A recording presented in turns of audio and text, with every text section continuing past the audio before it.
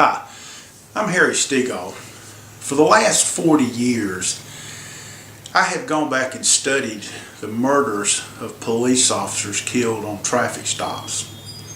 I've also taken into consideration and studied how police officers have gone back to help what they thought was a stranded motorist and were killed. During this period of time, I've come up with a common denominator, and it's very simple.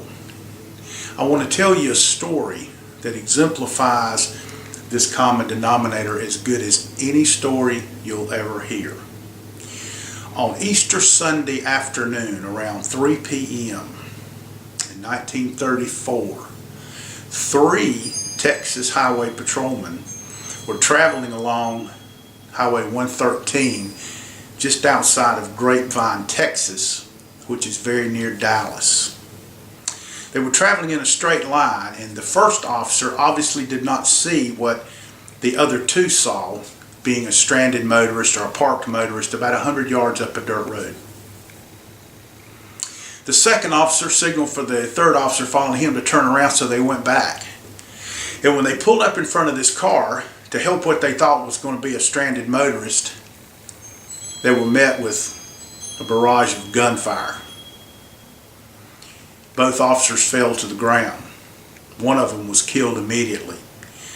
The other officer was showing some signs of life, so the female shooter went over to Patrolman Wheeler, turned him over, lowered a 20 gauge sawed-off shotgun down to his face, and pulled the trigger, killing him instantly. The 2 assailants got back in their vehicle and started to leave. And then another vehicle was coming up this side road and saw the man and woman in the car leaving. Now, the murder was witnessed by a farmer and his 2 daughters less than 100 yards away.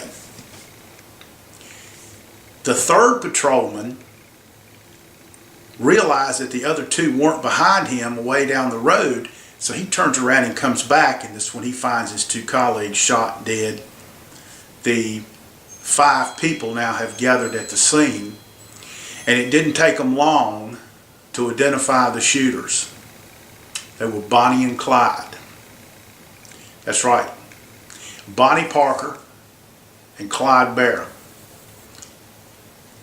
Now, these 2 desperados were wanted all over the United States. Their pictures were everywhere. They robbed more banks than anybody else, killed more people. And these 2 individuals were not easily recognizable.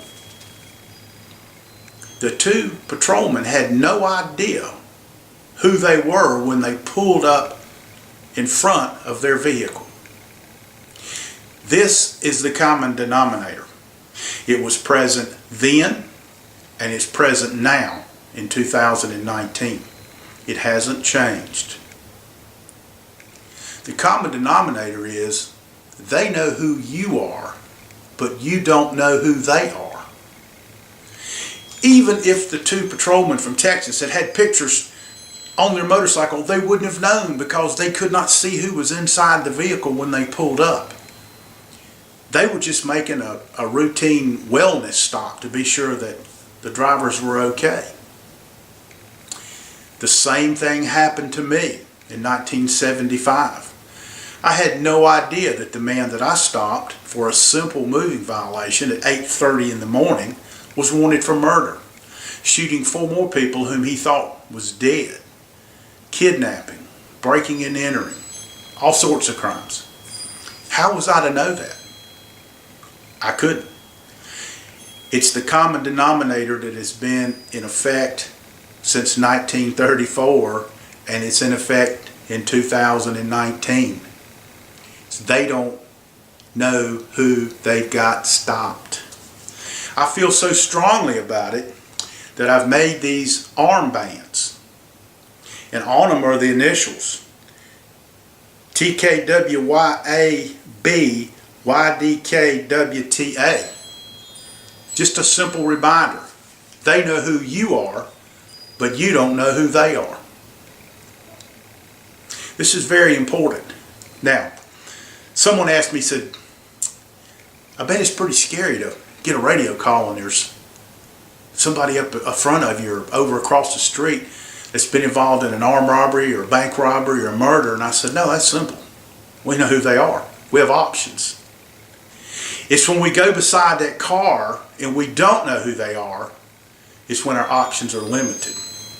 Now what's happened is that these two Texas highway patrolmen were standing in the way of freedom for Bonnie and Clyde. Gregory Hudson Jones, when I stopped him, I was standing in the way of freedom. I didn't know that. The two troopers didn't know it. The trooper that was shot and killed along with the deputy in Cumberland County, they didn't know who the Goffin brothers were, but they were standing in the way of freedom. And that's what you don't know when you start to make your approach to the vehicle. Now, I'm not trying to tell you how to rewrite your policy.